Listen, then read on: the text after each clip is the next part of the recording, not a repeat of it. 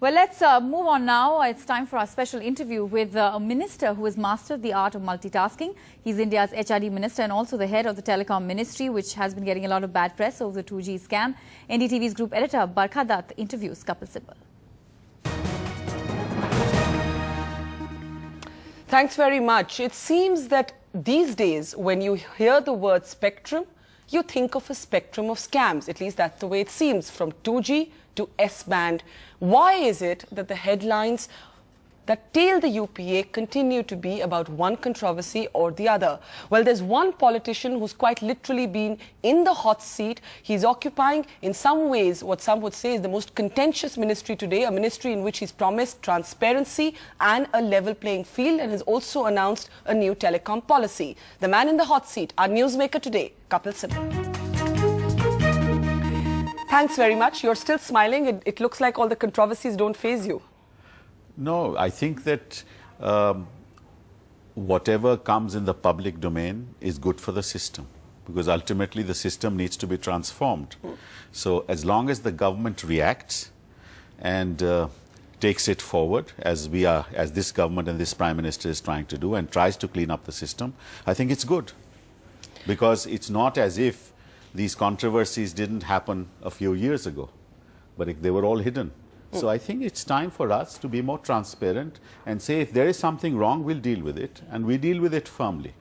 Let's start with the newest controversy. It deals with what is known as S-band spectrum.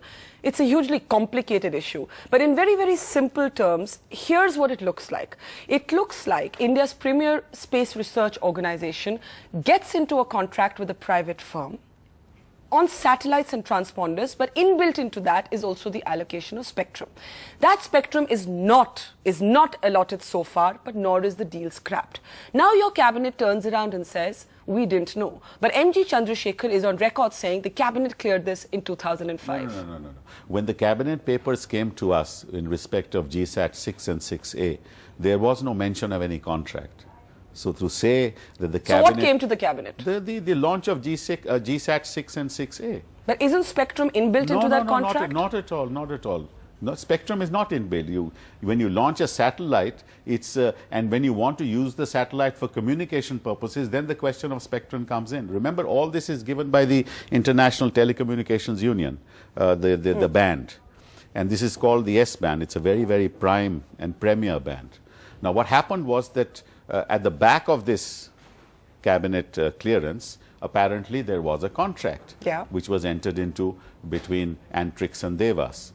And there were certain terms of that contract. One of the terms of that contract was that they will be able to lease the transponders for X number of years.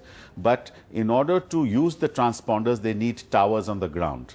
And for that, they have to get clearance and licenses from my ministry, which is the allocation of spectrum. So the allocation of spectrum was not part of any cabinet. Does that mean that ISRO misled the cabinet of India? Whether it misled or these are issues. But it seems to have. In fact, let's be clear. It seems to have. The bottom line is this happened in 2005. Yes. Where in 2011. That doesn't change the principles of the debate. Absolutely. Therefore, till date, I have not allotted any spectrum. In fact, in 2010 July, we wrote a letter that TRAI has recommended that other than 800, 900 and 1800 megahertz, all other spectrum has to be auctioned. And there was no commitment by ISRO in the contract itself that they would get them spectrum. It says that that's something that they will have to do on their own. However, and you ducked this question, so I'm going to ask again. Please, when you say the cabinet did not know, and the ISRO chief has a press conference confirming that the cabinet was not told. Yes. Reading between the lines, it looks like the previous authority at ISRO misled the cabinet or withheld crucial information. No, but how have I ducked the question? Are you conceding that ISRO misled the cabinet? I don't know, because why did the cabinet not know? I don't know. I can't answer that question, because if information is with you and I don't know about it, how can I answer that question? But doesn't I have not Department ducked any question, number one. Doesn't the Department of Space have jurisdiction over ISRO? That's exactly the inquiry that is going to be conducted. How did this happen? Why were the terms set up? Who were the persons in the deal? What was the shareholding? Which we didn't know about. So I'm not ducking any question. Okay, so the inquiry will look at of course, why the cabinet did not know. No, inquiry would look at what was this deal about? Why was this entered into? What was the shareholding? These contracts don't come to the cabinet.